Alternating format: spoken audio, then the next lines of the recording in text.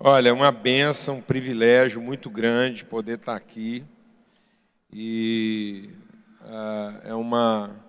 é um tempo assim de perseverança, a gente conseguir chegar aqui finalmente, né? Já vão para 3 anos de uma relação assim à distância, através de um amigo que eu prezo muito. É uma relação que a gente tem muito apreço. E também entendo que é uma relação para a gente alimentar, fortalecer. Então, a minha estada aqui não é um convite apenas para estar num evento, celebrar um aniversário, é para finalmente poder trazer pessoalmente um testemunho de fé a respeito daquilo que Deus tem feito aqui, viu, Ivo? Então, assim, é para testificar, para celebrar uma relação. Então, não é simplesmente para participar de um evento. Eu não tinha hora nenhuma a preocupação do que seria em termos de evento. Eu sabia que eu deveria vir aqui, estar com os irmãos, que fosse para a gente ter aquele encontro que a gente teve durante o dia hoje e voltar para casa, viu? Então, uma relação de fato mesmo. Já comi um dos melhores brownies que eu já comi na minha vida, foi aqui agora, lá na sala pastoral. A Ângela foi... quebrantou e repartiu comigo um presente lá. Não, só dela. Então, estou me sentindo em casa aqui. Graças a Deus. Muito bom. Tempo muito especial. Trago um abraço da minha casa, da minha esposa. A hora que os irmãos fizeram a coreografia aqui, as irmãs fizeram a coreografia aqui, eu já filmei, já mandei para a Lana, porque eu me senti até culpado dela não estar aqui para ver, viu? Porque ela ama. E eu falei, não, mas ela vai participar também, já mandei online lá para ela. Muito bom, graças a Deus. A gente tem vivenciado o ministério assim, de uma forma bem relacional, bem orgânica, e faço parte de um ministério que sempre esteve envolvido, né, em relações ministeriais com igrejas, e isso tudo tem preparado o nosso coração, Deus tem trabalhado o nosso coração, para não estar muito ansioso, né, com relação a trazer uma mensagem. A gente quer ser testemunha mais do que dar testemunho. Então, nós queremos ser testemunha diante dos irmãos aqui, do que tem sido a vivência, do que nos trouxe até esse lugar, o que a nossa história, apesar de separados, onde foi que a gente se encontrou, por que a gente se encontrou e o que isso tem a ver com a nossa caminhada para frente. Amém? Então, a minha oração o tempo todo, desde que a gente fez o primeiro contato, foi, Deus, o dia que o Senhor providenciar, o dia que a gente tiver essa oportunidade de encontro, eu quero ter a oportunidade de ser uma testemunha profética, de ser uma testificação profética daquilo que o Senhor já tem feito na vida dessa igreja, desse ministério, desse povo.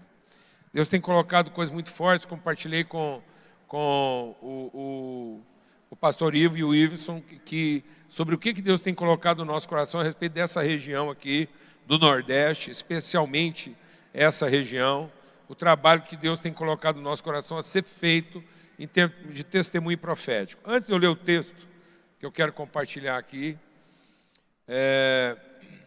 eu quero explicar um pouco melhor do que é essa questão profética. O que é estar aqui hoje num aniversário de 34 e de 25 anos. E dentro daquilo que a gente conversou hoje no almoço, os irmãos vão entender, o Iveson e o pastor Ivo, que na verdade o que a gente quer compartilhar aqui fica mais ou menos nessa idade aí, de 20 e poucos anos a 30 e tal anos. Então, é como se a gente estivesse celebrando uma faixa etária de uma vocação jovem, né? Que vai de 20 e tal anos a 30 e tantos anos. Isso compreende uma faixa etária na vida da pessoa, que é exatamente o tempo da emancipação, da maturidade, em que as pessoas vão assumindo suas responsabilidades na vida, e é uma promessa de Deus para a vida dos nossos filhos nessa faixa. Deus diz que quando Ele derramasse o seu Espírito, nossos filhos e nossas filhas profetizariam, seriam profetas. Então, é uma promessa de Deus que o avivamento da igreja tenha caráter profético. Amém?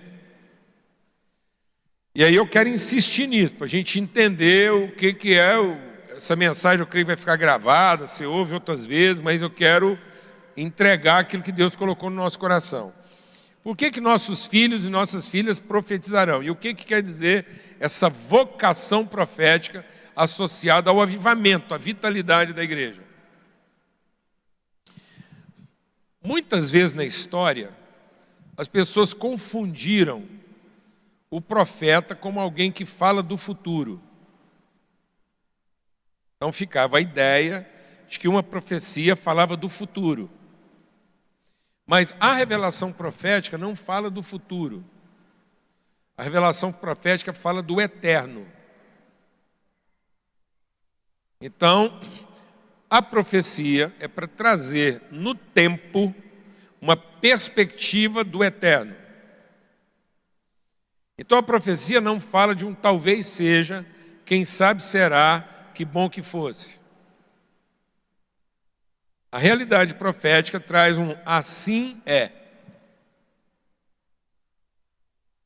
Então a realidade profética é uma revelação do eterno num ambiente onde as coisas ainda não se parecem como tal, mas já são. Amém? Então, a revelação profética é para nos dar uma direção, uma perspectiva, e não uma expectativa. Se o profeta falasse do eterno, do futuro, se o profeta fosse aquele que traz o futuro, ele gera uma expectativa de futuro. Então as pessoas começam a viver a vida para saber o que elas têm que fazer para herdar aquele futuro. Alguém está entendendo o que eu estou dizendo aí? Então, por isso que Deus abomina o prognosticador e o adivinhador. Então o profeta não tem nada a ver com antecipação do futuro. Porque Deus abomina qualquer antecipação de futuro. Então o profeta não falava do futuro. O profeta é para que a gente não se perdesse no presente, com as ansiedades do futuro. Então o profético é para que a gente não se deixe vencer pela ansiedade do futuro, para que a gente não se corrompa no presente. Amém? Glória a Deus, amados. Porque revela o eterno. Todo profeta na palavra de Deus que confundiu o eterno com o futuro entrou em depressão. Então é quase que recorrente, os profetas da Bíblia do Velho Testamento, eles tiveram um problema depressivo, emocional. Porque eles achavam que quando Deus estava revelando o eterno, Deus estava anunciando o futuro. E aí eles olhavam para o presente e o presente não combinava com aquele futuro. E ficava parecendo que o futuro não ia acontecer porque o presente não apontava para aquilo. Aí gerava uma frustração. E é isso que acontece. Quem procura o profeta, pensando que o profeta vai revelar o futuro, vai entrar em depressão, porque muitas vezes o que ele vai ver não confere com aquilo que Deus quer revelar. Glória a Deus, amado. Então essa combinação de ansiedade e depressão, ela é quase que fatal, porque a ansiedade do futuro vai levar a uma futura depressão, porque eu posso me desapontar com o que eu estou vendo, porque as coisas que eu estou vendo não parecem com aquilo que Deus prometeu, e aí eu confundindo o futuro com o eterno, eu desanimo do eterno porque eu perdi e frustrei com o futuro. Quem está entendendo isso aqui?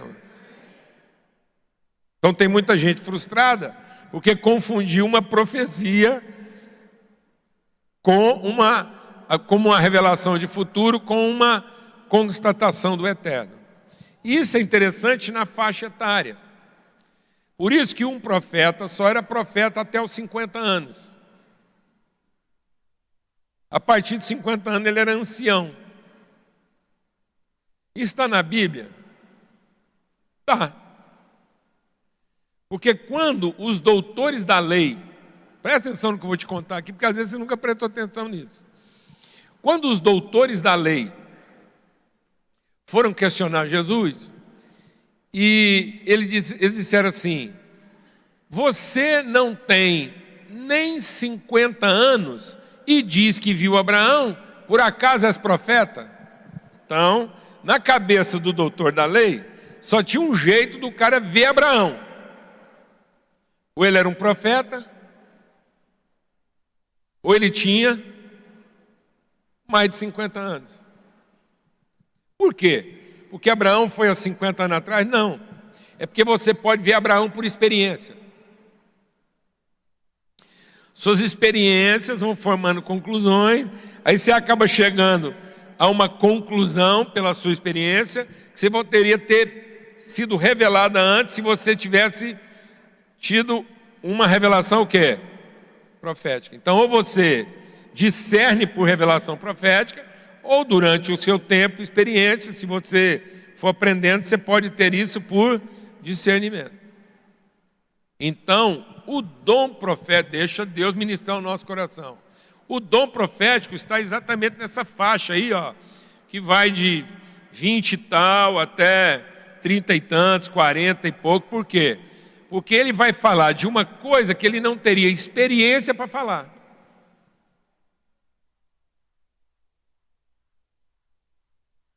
Para que a igreja não fique refém das experiências dos anciãos.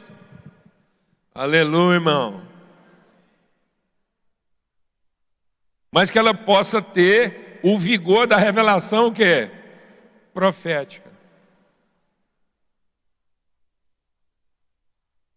Por isso que os velhos vão ter sonho. Porque para ter sonho você tem que dormir. Amém? Então, enquanto a gente descansa e dorme, a gente vai tendo sonho. E aí, o sonho é uma coisa que você vivencia, mas você não tem uma perspectiva. Você tem uma vivência. O sonho é como se você vivesse uma coisa fora da sua realidade, mas você está vivendo aquilo. No sonho você sua, você sofre, você vive tudo aquilo que não está muitas vezes na sua realidade, mas é tão intenso que você sonhou e viveu. Somos nós os mais velhos. Já o profeta, ele está percebendo uma coisa que não condiz com a vivência atual dele, mas orienta a sua caminhada. Quem está entendendo o que eu estou falando? Amém?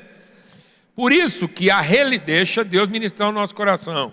Igreja aqui em Paulista. Por isso que a Bíblia diz que a religiosidade tem uma única intenção: matar quem? Os profetas. Por isso que Jesus, quando olhou para Jerusalém, falou assim: ah, Jerusalém, Jerusalém, que mata os profetas. Porque a religiosidade vai matando essa perspectiva de algo eterno que aponta uma direção, muitas vezes diferente daquilo que a gente controla e domina.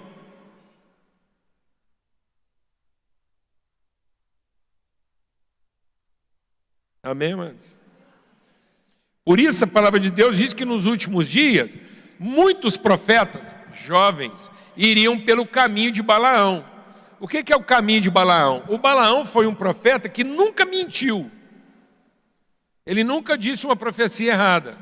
Mas ele simplesmente criou uma condição para patrocinar as profecias dele.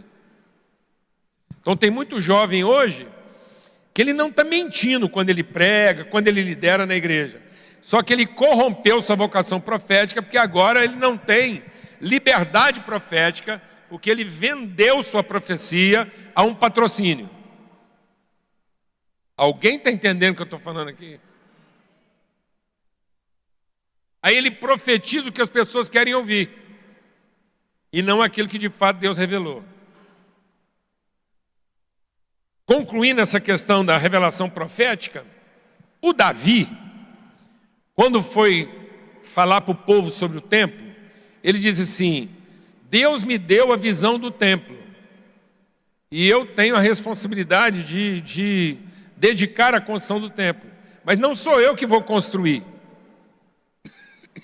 Quem vai construir é meu filho, porque é uma obra grande e para Deus. E meu filho é jovem e inexperiente. Fala a verdade. Hoje em dia, via de regra, a gente entregaria alguma coisa grande, que não é para homens, e é para Deus, para alguém jovem e inexperiente? Está vendo?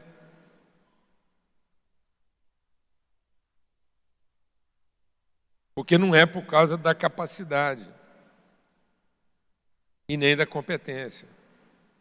É por causa do compromisso. Então Deus estava entregando para um cara jovem, inexperiente, a responsabilidade de alguma coisa que era grande para Deus e não é para homens. Porque se for uma coisa de acordo com a minha capacidade, então não é grande, porque é para homens, não é para Deus. Então uma coisa só vai ser de Deus se ela for além da capacidade. Por isso ela tem que ser entregue para um jovem inexperiente que só faz aquilo por profecia e não por competência. Então a igreja tem que guardar a sua revelação, o quê? Profética, sendo um ambiente para que os nossos filhos continuem de forma livre e ousada, percebendo a direção de Deus, que vai muito além das nossas capacidades e competências. Por isso a palavra que eu quero compartilhar com vocês aqui hoje, ela tem uma carga profética para a vida da igreja. Eu não vim aqui pregar uma novidade, eu não preparei um sermão para vir pregar aqui. Eu preparei meu coração para ouvir de Deus o que Ele quer compartilhar com a igreja aqui essa noite, para entregar algo que seja profético. Para que nesse aniversário eu esteja entregando para os irmãos algo que seja profético, que muito provavelmente é o que vocês já ouviram e que está na história de vocês. Então eu vim aqui hoje só para ser o amém do sim de vocês. Porque quando duas pessoas testificam da mesma verdade, a verdade se estabelece. Então eu vim aqui para ser uma testemunha a essa congregação e a esse ministério, para que toda a verdade proclamada por Deus a respeito de vocês em revelação profética tenha um testemunho para que ela se estabeleça, se consolide e que ela continue nessa direção. Amém? Aleluia. Não precisa ficar preocupado não, que não precisa ficar preocupado. Porque às vezes você fala assim, agora que vai abrir a Bíblia, se isso for a introdução, de que tamanho vai ser a mensagem? Fica tranquilo, tá bom? Até porque eu aprendi uma coisa muito séria no meu ministério. Quando você está falando assim para um grupo grande de pessoas, e alguém começa a olhar demais no relógio, é porque está gostando tanto que está achando que o tempo está passando muito depressa. Mas se ele de tudo começar a mexer demais na cadeira, é porque está gostando mais ainda e está arrumando um jeito melhor de sentar para poder prestar mais atenção. Agora, se de tudo alguém levantar e sair, é porque esse gostou mais do que todo mundo e foi buscar a gente lá fora para ouvir também. Então, aqui, né, nós estamos tranquilos, ok? 1 Samuel 16 e 17. Eu não vou ler tudo. Eu só quero que você mantenha a Bíblia aberta nesse trecho, porque é uma história tão conhecida, nossa, é só para você, eu quero contar essa história, fazendo uma aplicação profética, aquilo que Deus testifica no meu coração, ser uma vocação desse ministério. Amém? Então eu quero, a partir dessa história de Davi,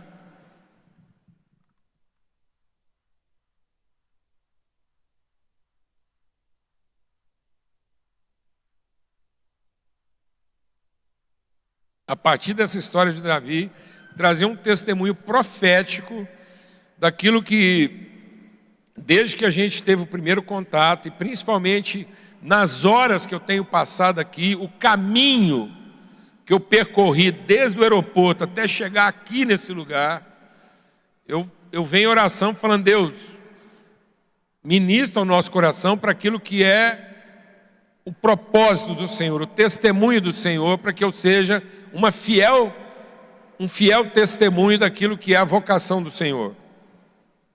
Então aqui, no capítulo 16, fala da unção de Davi para ser rei de Israel. E aí você lembra do cenário. O povo de Deus tinha um rei conforme o coração dos homens. Os homens pediram um rei para ser igual às outras nações. E Deus falou assim, mas não está bom a gente ser do jeito que é? Nossa relação não está boa. Falou, não, nós queremos ter um rei igual às nações. Então Deus falou, então vou dar um rei igual à nação que todo mundo tem. O rei, de acordo com as nações que todas têm, eles tomam as coisas. Eles vão tomar os bens de vocês, então não reclama depois não. Porque ele vai ser forte, ele vai vencer suas guerras, mas ele também vai ser poderoso para controlar vocês. E isso foi criando uma situação muito ruim no meio do povo de Israel. Até o dia que eles começaram a enfrentar coisas e o Saul foi revelando que ele não era tudo aquilo que o povo imaginava. Mas o Saul foi ungido rei de Israel porque ele era um bom guerreiro, ele era forte, ele era poderoso. E ele ultrapassava a altura dos maiores homens de Israel cerca de uns 25 centímetros ou mais. Ou seja, a Bíblia diz que o homem mais alto de Israel estava nos ombros de Saul. Então a cabeça de Saul sobressaía acima de todo mundo. Eu calculo então que o Saul devia ter lá 2,5 metros, uma coisa mais ou menos assim. Se a gente conhece bem lá o povo de Israel, você pega um cara lá de 1,80 m e poucos, que não é difícil, lá, e aí você coloca a cabeça acima, ele mais de 2 metros eu acho que ele tinha, ele era forte, guerreiro.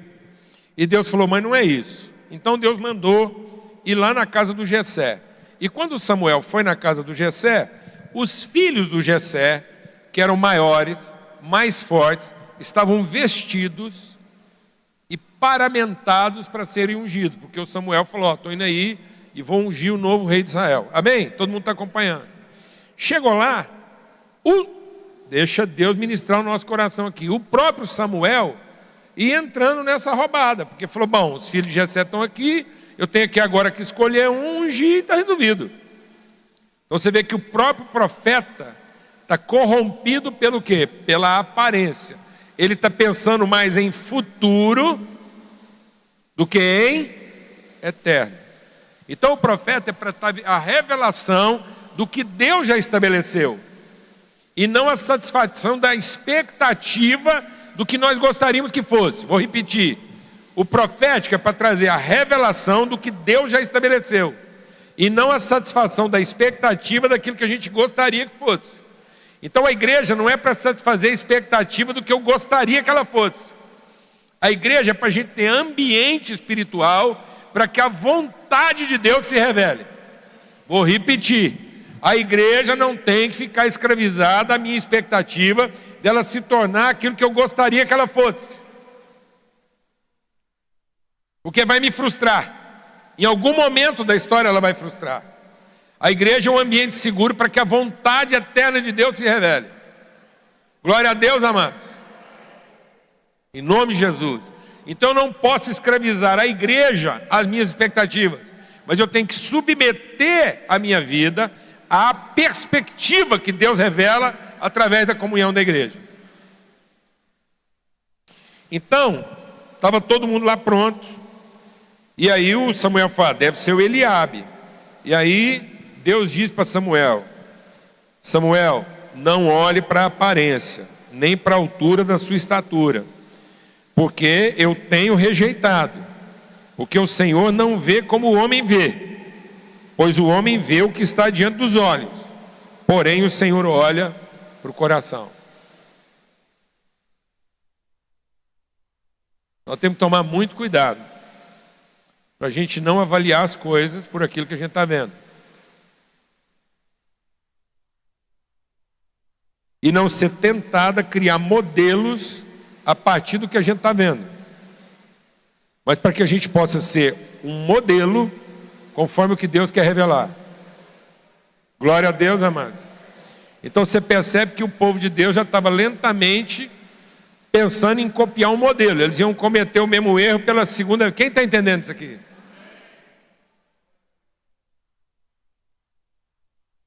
Amém. E Deus fala assim, ó, não é esse o caminho. Então, Deus vê segundo o coração, Deus não olha para a aparência. Então, revelação do eterno. Aí, você não tem mais nenhum filho? Tem. E ele diz o quê? Falta quem? Vem no verso 11. Falta quem? Lê aí para mim, quem estava faltando? Hã? Ele não era só o mais novo, não, amados. Pode falar. Ele era o menor. Amém. Esse foi um dos problemas do Davi. Ele não era só mais jovem. Ele era o menor. Por isso ele estava empurrado para as atividades mais desprezíveis. Então muitas vezes nós vamos encontrar o príncipe num ambiente que não é aparentemente condizente com o ambiente do príncipe. E que se eu não tiver olhos para perceber, eu posso desprezar o verdadeiro príncipe, porque eu estou achando que o príncipe tem que ter tamanho, força e poder. Está claro isso, irmãos? Eu não precisaria avançar desse ponto aqui não, para a gente entender a vocação de Deus sobre esse povo aqui. E muitas vezes algumas coisas que nos perturbam, nos incomoda, é exatamente aquilo que Deus estabeleceu para formar seus príncipes. E às vezes a gente está entregando nossos filhos para serem formados como o mundo forma seus príncipes. E não para identificá-los na forma como Deus os forma.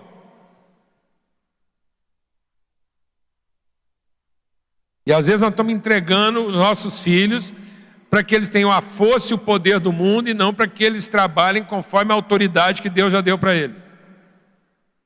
Amém, irmãos?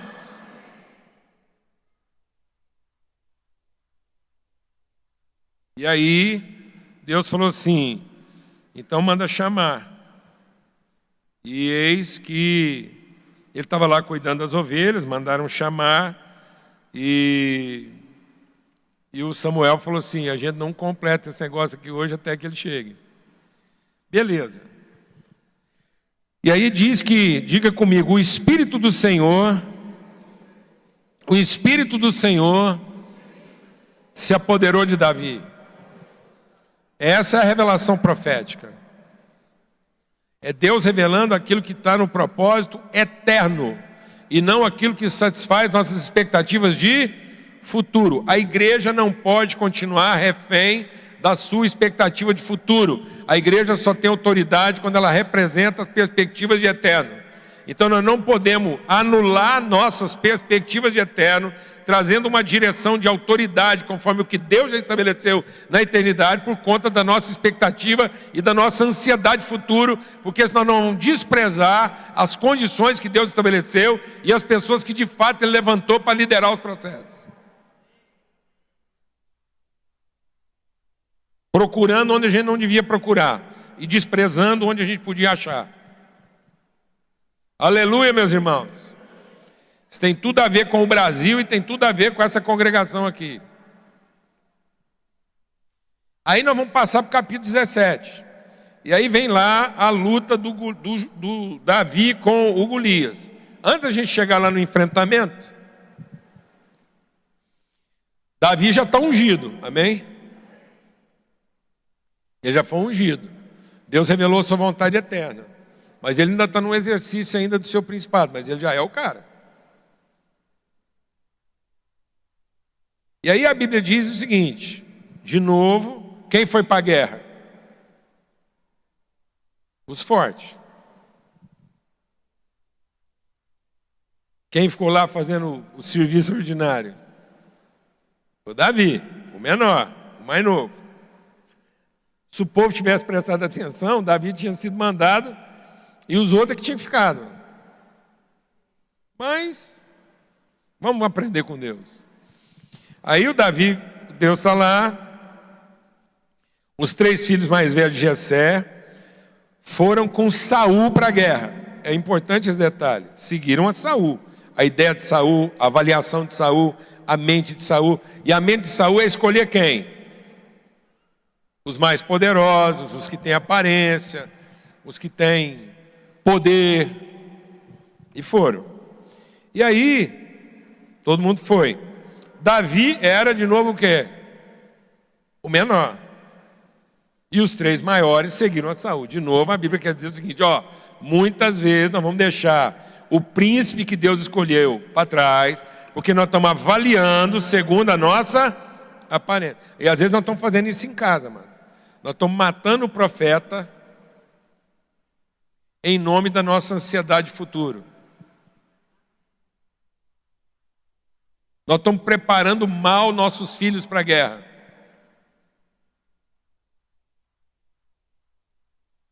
Porque diante da circunstância, a gente não vê nele a autoridade para ser o agente de transformação e a gente quer que ele se pareça com os outros. Alguém está entendendo isso aqui, amados?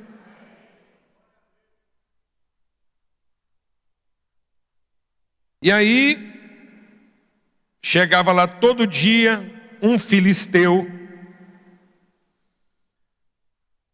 ficava lá durante 40 dias, 40 dias no deserto, 40 anos no deserto, 400 anos na escravidão, ou seja, um período até morrer, né? É uma coisa assim, é uma coisa batendo na cabeça até matar. Então o Golias ficava lá martelando e falando e oprimindo, até matar o quê? O profeta. Até o profeta entender que porque ele não se parece, porque um dia nós vamos preparando os filhos para serem como os outros, e eles vão funcionar até encontrar um outro maior do que ele. Se nós alimentarmos a nossa congregação com as nossas expectativas, ela corresponde bem, a família corresponde bem, o filho corresponde bem, mas um dia eles vão encontrar alguém o quê? Maior. E nesse dia eles vão ser intimidados porque não aprenderam a pensar como um profeta. Aprender a pensar como um guerreiro. Quem está entendendo isso aqui, amado? Então nós estamos ensinando nossos filhos a pensarem como guerreiros e que vão vencer na força, na capacidade, e eles vão funcionar bem, até que eles passam a ser que encontram alguém maior do que eles, e o Saul, que já era grande, intimidou. E aí não adianta, o maior homem de Israel, só porque era uns 40 centímetros menor do que o gigante dos filisteus, enfiou a viola na sacola e correu. Uma briga do Saul com o Golias, talvez o Saul até perdesse, mas ia ser uma briga boa, era uma diferença pequena. Não era uma diferença assim descomunal. O Saul era grande. Era um cara de 2 metros lutando com um cara de 2,50 metros. Tinha uma desvantagem, mas podia dar uma briga boa.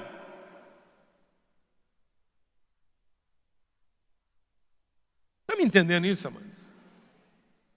Mas os comparativos humanos faz com que agora o próprio Saul, que era forte para o povo dele, se intimide com o maior do outro povo. Então, do jeito que muitas vezes nós estamos formando o nosso pensamento, matando os profetas, fazendo eles pensar que é segundo a sua capacidade e a sua formação de futuro, e não segundo a sua convicção de eterno, nós geramos nos nossos próprios filhos, nos nossos jovens profetas, uma expectativa de futuro segundo a sua capacidade, e eles vão bem no ambiente que eles dominam, até que eles têm que enfrentar um ambiente onde eles vão encontrar alguém maior do que eles, e eles se intimidam.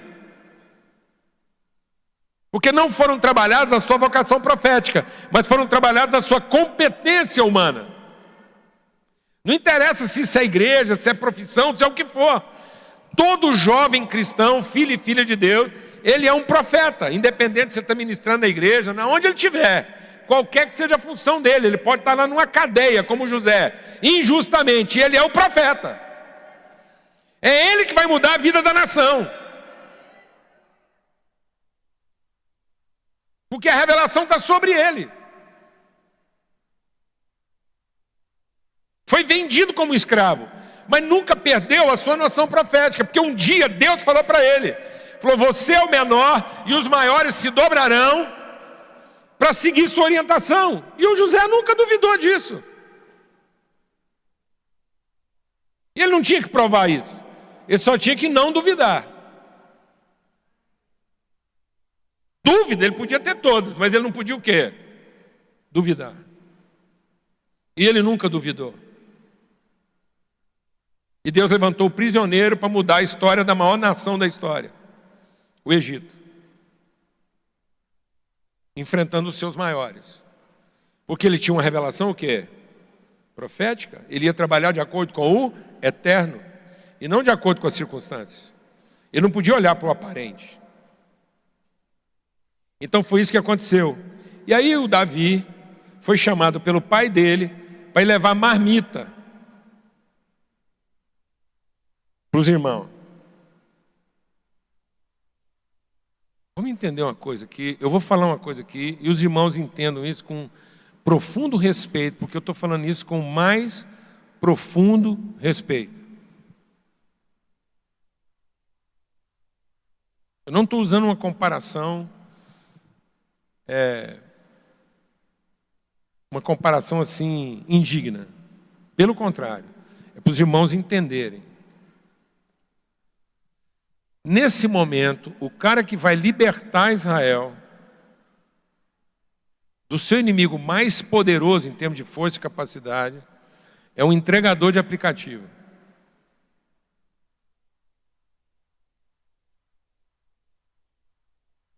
Alguém entendeu o que eu estou falando ou não?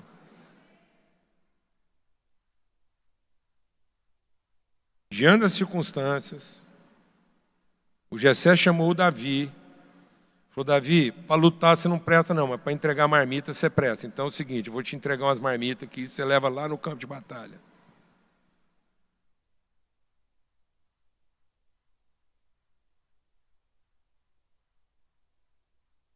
Sabe quem Deus levantou como um príncipe para libertar Israel? Um entregador de marmita fazendo o seu trabalho de maneira séria e dedicada.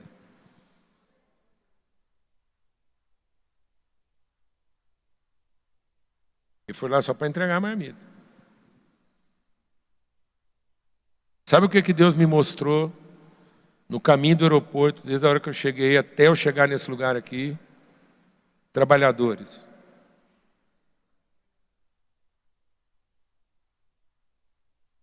Jovens, às vezes até fazendo a coisa errada. E a gente, muitas vezes, até desprezando esse jovem, porque estão vendo eles lá lutando com o que eles dão conta. E, no entanto, ali podem estar quem? Os príncipes que vão libertar essa nação e outras nações do mundo.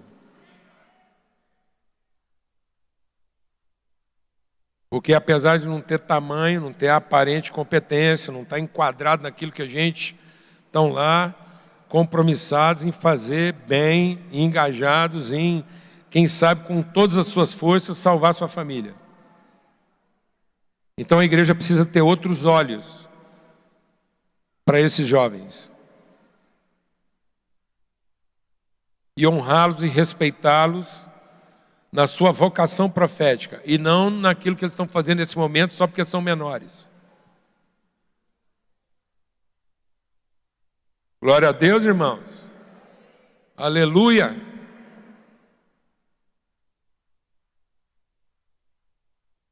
E aí, vem a história. Davi foi entregar a marmita, chegou lá e se indignou. O que está acontecendo aqui? E aí os irmãos dele falaram assim: não adianta, né, Davi? Você gosta de ser intrometido. Então todo profeta é intrometido. Fala para quem está do seu lado. Todo profeta é intrometido. Uma das características dos profetas é entrar em conversa para onde eles não foram chamados. Glória a Deus, né, mano? Aleluia.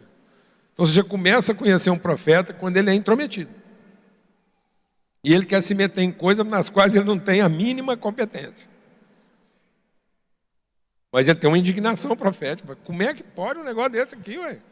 E ninguém vai encarar isso.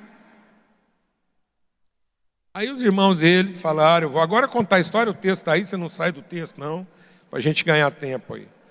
Para tornar essa história, eu vou tentar tornar ela mais curta. E aí, o Davi falou assim: ó, manda falar para o Saul para ele ficar tranquilo, porque hoje o problema de Israel vai ser resolvido.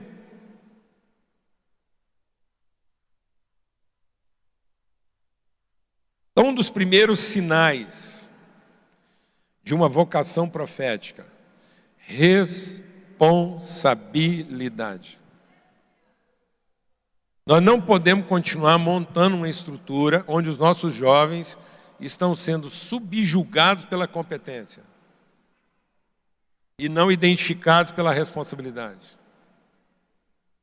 Nós queremos ter uma igreja formada de jovens profetas, então nós temos que privilegiar o quê? Responsabilidade. Quem são aqueles que querem assumir responsabilidade? E sabe o que eu vejo aqui? Eu vejo um ministério que Deus levantou para oportunizar a responsabilidade e não competências. Não se deixem enganar, sendo desviado da vocação de vocês, porque o ministério vai crescendo, os desafios vão aumentando, o gigante vai ficando maior, e a gente tem uma tendência de pensar que para enfrentar o gigante nós temos que ter mais poder e não mais responsabilidade. Aí quem parece que deveria enfrentar o gigante é o maior entre nós, que tem mais poder. Aí ele compara poder, ele sabe que ele vai entrar numa roubada e ele prefere sair fora do poder para não passar a vergonha e nem correr o risco de passar a vergonha de perder a briga. Quem está entendendo o que eu estou falando? E sem perceber ele se torna um mercenário, porque ele só entra para cortar manteiga com faca quente. Porque ele aprendeu a ter direito e não responsabilidade. E aí o Saul, para não ter o seu direito de rei, ele preferia não entrar no confronto. Então, para não comprometer seu direito de rei, ele começou a se tornar o quê? Um mercenário, e aí é quando o profeta vai pelo caminho de Balaão, e ele começa a preservar o ministério, em vez de cumprir o ministério. Aí ele fica arrumando formas de patrocinar o ministério, e não o desafio de cumprir o ministério. E muitos dos nossos jovens estão sendo ensinados a arrumar formas de patrocinar sua vocação, e não formas de cumprir sua vocação.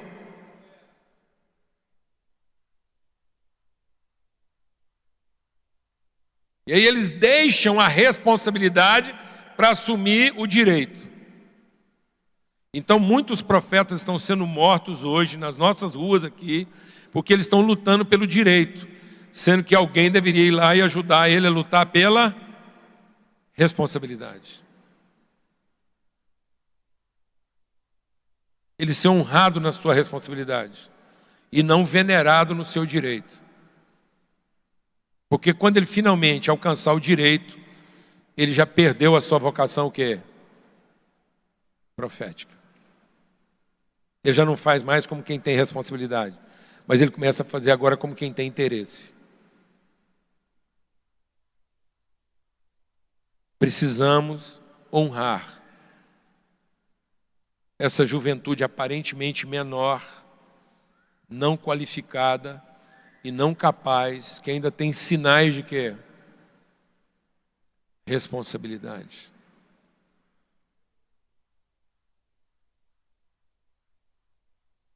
E não corrompê-los com a nossa ansiedade, ensinando eles a ter direito. Amém, amados? E aí, o Davi assumiu a responsabilidade. E ele assumiu a responsabilidade e mostrou que ele tinha o quê? Autoridade. E ele tinha autoridade que vinha do quê? Do conhecimento, da sensibilidade. Então, deixa Deus ministrar o nosso coração. Então, muitas vezes hoje, a gente está achando que para ser profeta tem que ser sincero. O Saul era sincero, tanto que ele foi covardemente sincero. Então não tem nenhum covarde falso. Todo covarde é o quê? Sincero, ele é sincero na covardia dele. Então o que não faltou para Saul? Sinceridade. Então nós estamos achando que é suficiente nossos jovens serem o quê? Sinceramente ambiciosos. Mas eles perderam a sensibilidade profética. Então, da onde que vem a autoridade de Davi? Presta atenção no que eu vou te falar agora, que é bem sutil. O Davi viu o gigante sentado, que a Bíblia diz que ele depois levantou. Eu vou falar uma coisa aqui, mas os irmãos recebem isso com todo respeito, tá bom? Muito provavelmente, da onde o Davi estava olhando, ele via uma parte do Golias que ninguém viu.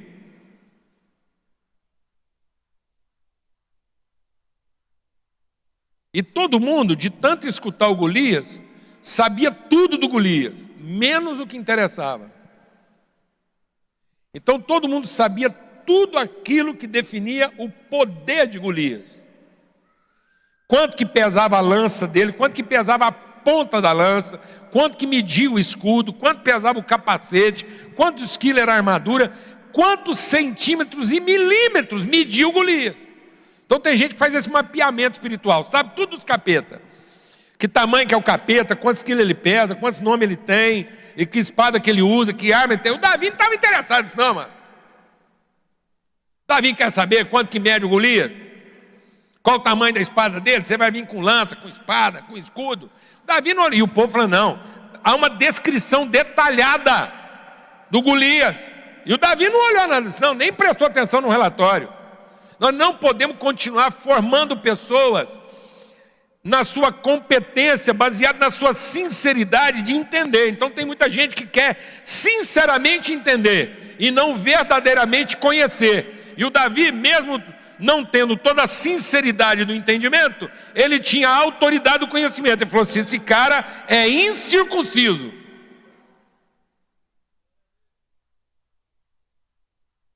Então ele viu as partes do Golias.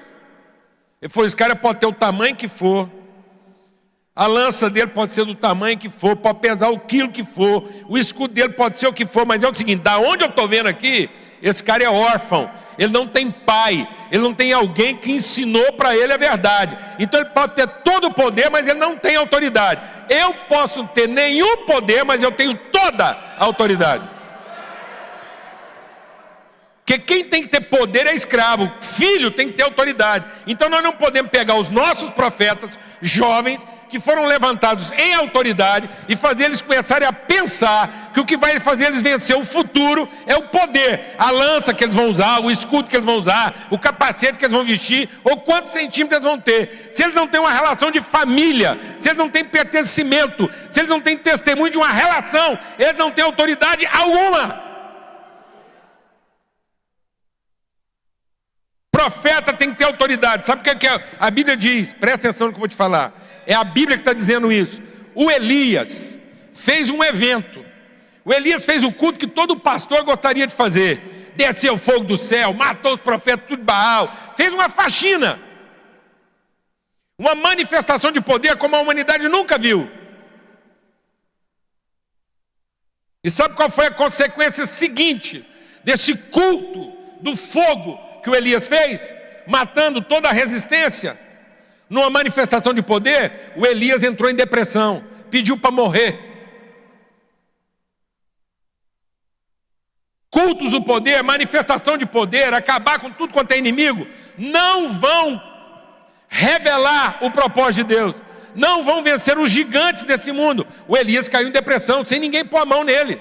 Deus foi encontrar com ele e falou, Elias, o que está acontecendo? Ele falou, o quê? Fiz tudo o que o Senhor mandou. Rezei a cartilha. Fiz o culto com a liturgia que o Senhor mandou. Desci fogo do céu, venci os inimigos. Sabe qual foi o resultado? Fiquei sozinho. Sabe o que estava matando Elias, amado? Não era Jezabel, nem os profetas de Baal. Sabe o que estava matando Elias? Solidão. E sabe qual é a característica de Elias? Nos dias de Elias, todo filho, todo profeta tinha pai. Elias é um profeta que aparece com todo o poder, mas ninguém sabe quem é o pai dele. Ele é o tesbita, todo mundo sabia de onde ele vinha, mas não sabia a quem ele pertencia.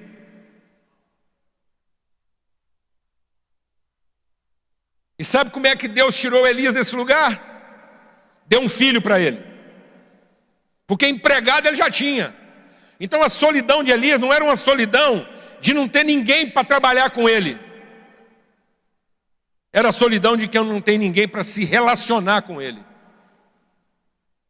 Escravo ele tinha, como Abraão tinha, mas não tinha família.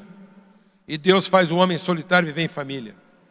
Igreja não é lugar para a gente treinar os melhores servos e guerreiros do mundo. Igreja é para a gente se tornar família de Deus, tendo vínculos em relação uns com os outros, de modo que a nossa intimidade é marcada pela intimidade do outro.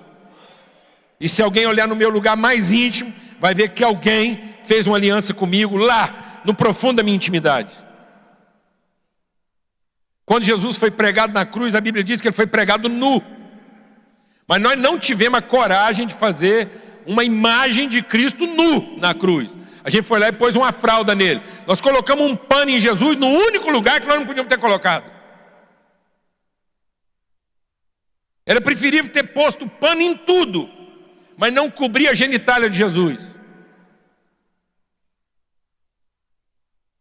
Porque por mais que fosse vergonhoso para nós olhar para a genitália dele, sabe o que tinha lá? O testemunho de que ele teve um pai por adoção, porque José o circuncidou.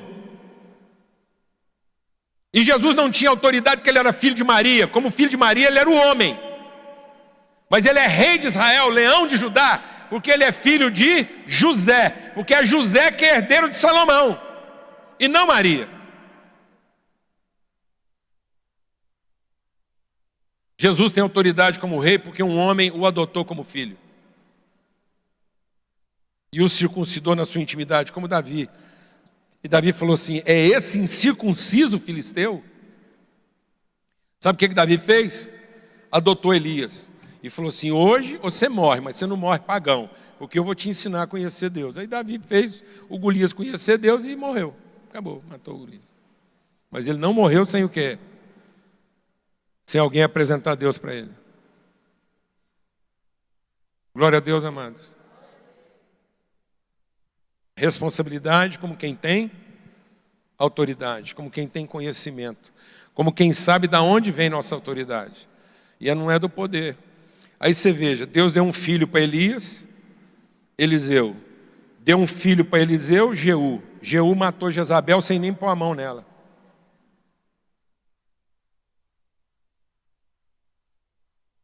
Então o que vai transformar esse país não são as competências, são os processos, a partir de pessoas que têm vínculos verdadeiros uns com os outros.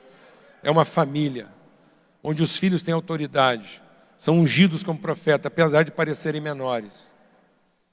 Vamos adiantar. E aí Davi, além da sua responsabilidade, da sua autoridade, ele tinha fidelidade. Ele não se corrompeu naquilo que era a vocação de Deus para a vida dele. Alguém se lembra com que roupa o Davi estava vestido quando ele foi ungido como rei? Roupa de pastor. Cheirando a pastor, vestido de pastor, com cara de pastor, com jeito de pastor. Amém? Essa é a roupa com que ele foi ungido. A primeira coisa que o Saul tentou fazer com Davi foi o quê? Mudar a roupa. Cuidado, igreja.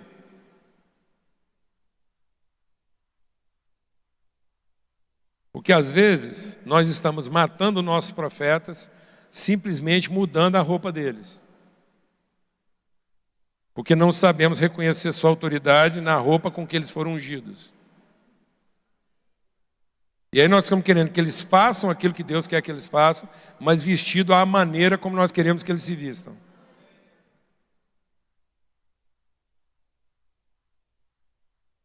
Está fazendo sentido aqui para os irmãos? Não. Então, para cumprir nossa vocação profética, nós temos que respeitar a roupa com que eles foram ungidos. E o Davi falou assim: Saul, eu te agradeço, mas essa roupa não me permite eu fazer o que eu tenho que fazer. Me atrapalha. Então você está achando que você está me protegendo, mas na verdade você está me atrapalhando. Eu preciso ter segurança e não proteção. O profeta precisa ter segurança para fazer o que ele foi chamado para fazer. E ele já foi ungido com a roupa que ele estava ungido para se fazer. Então nós não podemos, em nome de dar proteção para ele, mudar a roupa dele, porque nós vamos aumentar a proteção, mas vamos diminuir a segurança. Se o Davi chega lá vestido de Saul, ele estava protegido, mas estava morto. Glória a Deus, amado.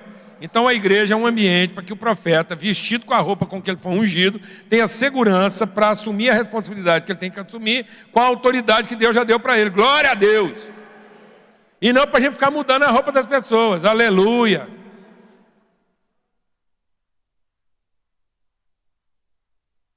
Como é que Davi caiu?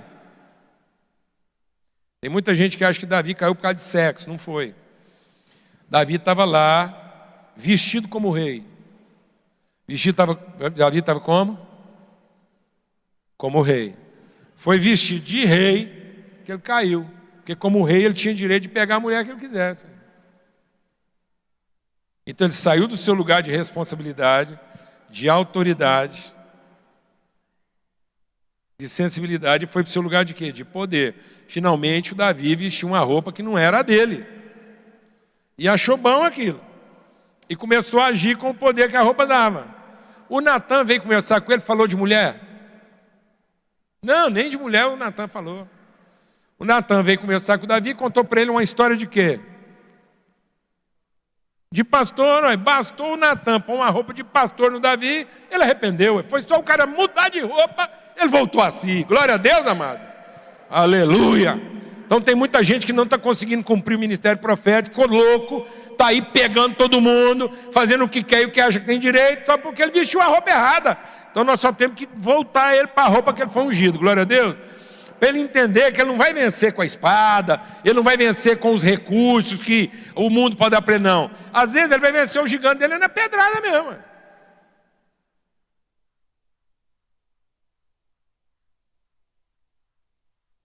Nós não temos que treinar ele para usar uma espada. Nós temos que arrumar mais pedra para ele, glória a Deus, mano. Aleluia. O companheiro aqui de nós não vai faltar estilingue nem pedra, glória a Deus. Conhecer cada profeta na sua vocação e oferecer para ele as condições como filho, para que ele exerça. Porque Davi falou assim, foi na pedrada que eu venci o leão, foi na pedrada que eu venci o urso. Então o Davi está trazendo o quê? A sua fidelidade aos processos. Ele viveu os processos, ele aprendeu a conhecer Deus, ele tinha sensibilidade, ele percebia. E foi a vivência dele naquilo que é a vocação que Deus deu para ele, ganhando autoridade naquilo que Deus chamou ele para fazer, que ele foi ganhando o processo. E aí ele entendeu que ele começou matando um leão, e aí em vez dele achar que o leão, né, o Davi estava lá tocando a harpa dele, chegava o leão, falava, ô leão, você está na história errada, o leão é lá no Daniel. Não, o leão apareceu na minha história, o problema é meu, matou o leão. Fala, pronto, agora eu vou voltar a tocar minha harpa. Vinha o urso, pô, pelo amor de Deus, Deus, como é que é esse negócio? Estou aqui te agradando, louvando, agora mata um leão, só manda um urso em vez de mandar um gato. Não, amado, então a gente vai aumentando de problema. Glória a Deus. Amém, isso? Amém? Nós vamos de problemas maiores para problemas menores para problema maior. Então Deus vai te dando problema para eles poderem ficar cada dia maior. Glória a Deus, irmãos. Amém, profetas? O Davi não ficou ressentido, falou para o urso lá, ó, o urso é lá na história do Eliseu, aqui na minha não. Aí, quando ele achou que o problema já estava grande demais, veio um gigante. A hora que ele achou que o gigante podia ser grande demais, o gigante ficou em pé. Amém, amados? Homens e mulheres de Deus levantados aqui nessa região como profetas. Vocês não foram levantados para enfrentar problemas do seu tamanho. Todos aqui estão sendo preparados para enfrentar problemas bem maiores do que vocês imaginam. E os problemas menores que vocês estão enfrentando é simplesmente para preparar vocês para os maiores.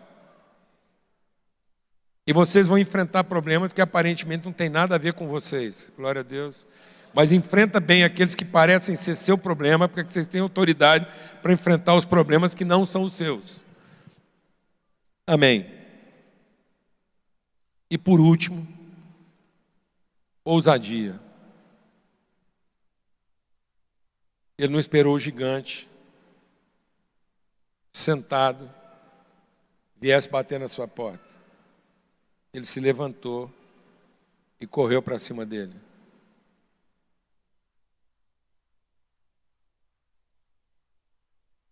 Deus está levantando profetas aqui nesse lugar para correr para cima de maneira simples e fiel, usando armas que muitas vezes as pessoas não iam acreditar que essas armas pudessem valer. A gente faz muita poesia com a Bíblia. Eu já ouvi mensagens maravilhosas falando que as 5 pedras de Davi são 5 ministérios. Eu até acho que pode ser. O apostólico, profético, evangelista, pastor e mestre. Acho que pode ser, tem uma correlação. Mas lá na cabeça do Davi não pensou assim, eu vou pegar o ministério apostólico, vou pegar o ministério profético. Não, amado. Davi foi lá e escolheu 5 pedras. Eu acho que na cabeça dele a conta era simples. Da onde eu estou até onde a gente está, dá para dar umas 5 pedradas. Não é possível que eu não acerte nenhuma. Deu bom que ele acertou na primeira, mas eu acho que na cabeça do Davi foi o seguinte, enquanto tiver pedra, Eu estou mandando. Quem tem a obrigação de fazer isso funcionar é quem me chamou para esse negócio e me ensinou a dar pedrada. Glória a Deus, amado. Simples assim. Ousadia. Disposição. Sair do seu lugar. Eu estou trazendo essa palavra para vocês porque é uma convicção muito forte no meu coração. Que Deus já envolveu vocês em coisas muito maiores do que vocês imaginam. Para ir a lugares que vocês nem pensam. E que esse lugar aqui é uma escola de príncipes. Onde homens e mulheres estão sendo ungidos como príncipes e princesas, quando eles ainda nem se parecem com isso. Para que você não tenha expectativa a respeito do futuro deles, mas que você seja testemunha na vida deles, do eterno deles. Então, só tenha o cuidado de não querer vestir seu príncipe e princesa com uma roupa que não é a roupa com a qual ele foi ungido. Fazendo ele ter poderes para coisas que, na verdade, não são as coisas com as quais ele já tem autoridade. Valorizem de maneira ainda mais intensa a forma como essas pessoas respondem, são responsivas, assumem responsabilidade na forma do trabalho. Não despreze o rei, porque num determinado momento da vida dele, ele parece apenas um entregador de marmita. Porque pode ser numa dessas entregas que ele vai matar o gigante.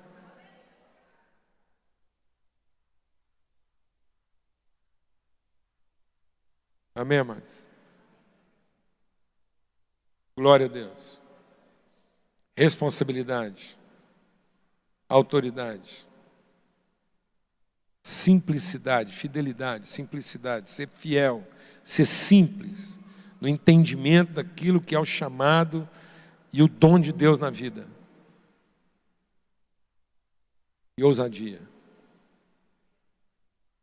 Há algo de Deus sendo formado aqui. E a minha oração é que vocês não sejam, em nenhum momento da história de vocês, confundidos. Tentados a vestir uma roupa que não é a roupa com a qual vocês foram ungidos. Mas que vocês possam crescer em autoridade. Vencer inimigos maiores com a roupa que vocês foram ungidos. Para não correr o risco de estar vestido com uma outra roupa e ser corrompido na sua vocação. Começar a pensar que agora tem mais direito do que responsabilidade. Há um universo de jovens, homens e mulheres, com a vocação de Davi, ao redor desse lugar, para transformar a vida da nossa nação. E muitos deles prisioneiros, escravos, de um pensamento, de serviço, de desempenho, de competência, lutando por um futuro, e não pela expressão de um eterno. Lutando como quem ainda precisa ter mais poder, e não lutando como quem já tem toda a autoridade. Homens e mulheres que podiam transformar esse lugar.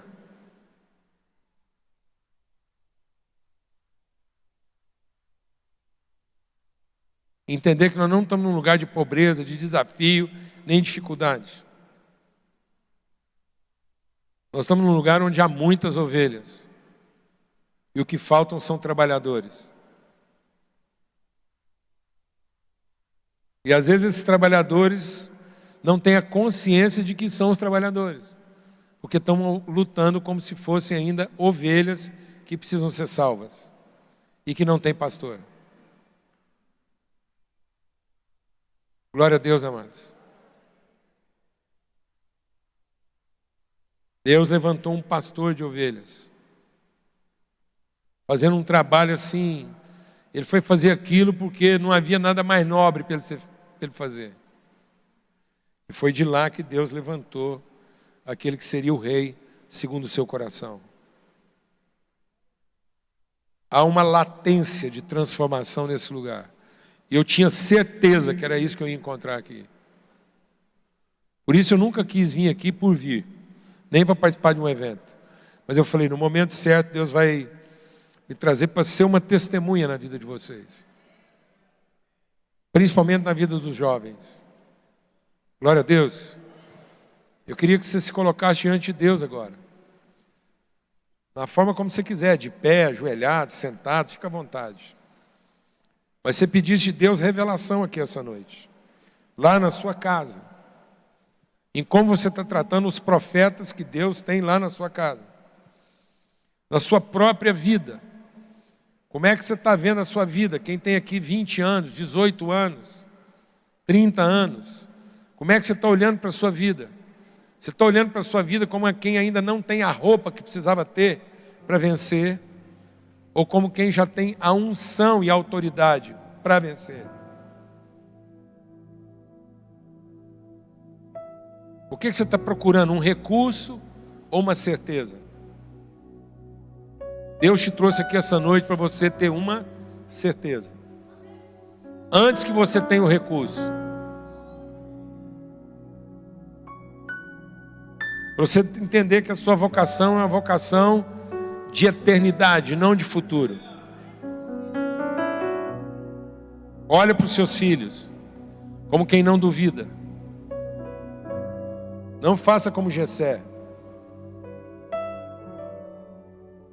Deixando de lado o filho e a filha que Deus levantou para ser rei, simplesmente porque ele parece ser menor do que os outros. Não olhe para os seus filhos lá na sua casa, como se ele fosse menor do que os outros, e ele estivesse precisando da ajuda de Deus para ser como os outros. Não venha aqui na igreja buscar recursos para que o seu filho tenha o poder que os outros têm e ele não tem. Mas venha aqui buscar convicção e certeza de quem Deus o chamou para ser. Independente dos recursos que ele tem. O Brasil não vai ser transformado a partir de pessoas com poder. O Brasil está sofrendo o poder das pessoas.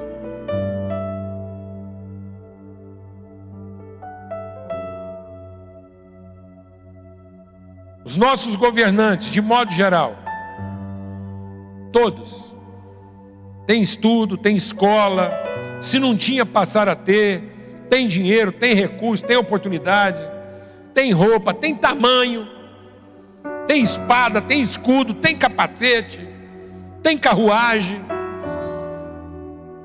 mas aparentemente não querem ter responsabilidade. Querem ter mais direito do que responsabilidade. Querem ter mais poder do que autoridade. Nossa nação está sofrendo um excesso de poder sem nenhuma autoridade. O poder não vai mudar esse país. Mas jovens profetas com autoridade vão transformar esse país. E há profetas nessa nação que nesse momento agora estão sofrendo o descaso até das igrejas, porque nesse momento agora talvez estejam entregando uma marmita.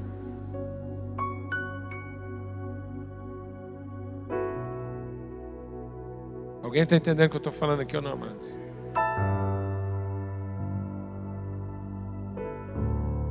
Deus não vê como os homens veem. Então você vai pedir para Deus hoje agora: Senhor, abre os nossos olhos, ilumina os olhos do nosso entendimento. Você jovem, diga: Deus, ilumina os olhos do meu entendimento. Eu não quero ver a minha própria vida como sendo o menor.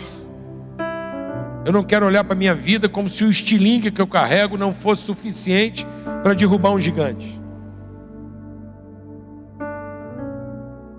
Eu não quero desprezar o dom do Senhor que há em mim. Deus, através de Paulo, falou isso para Timóteo: Timóteo, não desprezes o dom de Deus que há em você. Diga: Senhor, abre os nossos olhos. Fala com Deus agora: abre os meus olhos, para ver se eu não coloquei sobre os meus filhos ou sobre mim mesmo uma roupa que não é aquela com a qual eu fui ungido. Abre os meus olhos para o caso de eu estar querendo parecer uma coisa que na verdade eu não fui feito para ser.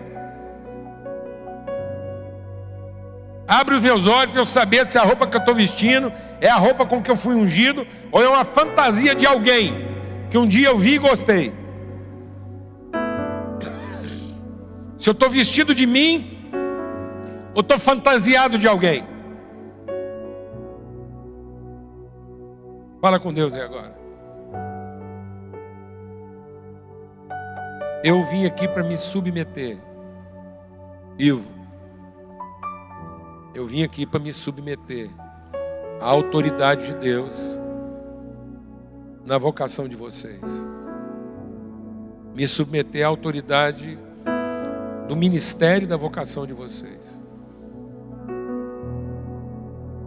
Eu estou entregando essa palavra hoje em submissão à autoridade, à vocação e à responsabilidade que vocês têm nesse lugar e no Brasil.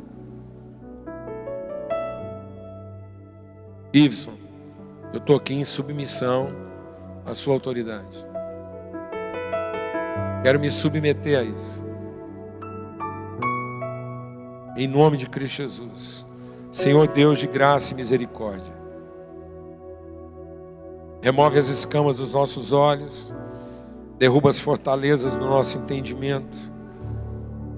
O Senhor levantou um povo aqui com responsabilidade, com autoridade, com sensibilidade, com ousadia. Um povo que o Senhor levantou para ser fiel à sua vocação, vencendo os gigantes, na autoridade com que o Senhor concedeu, com a roupa que eles foram vestidos para vencer. Guarda a integridade do teu povo nesse lugar, na plena autoridade da sua vocação, ó Pai. No nome de Cristo Jesus, o Senhor. Amém e amém. Graças a Deus.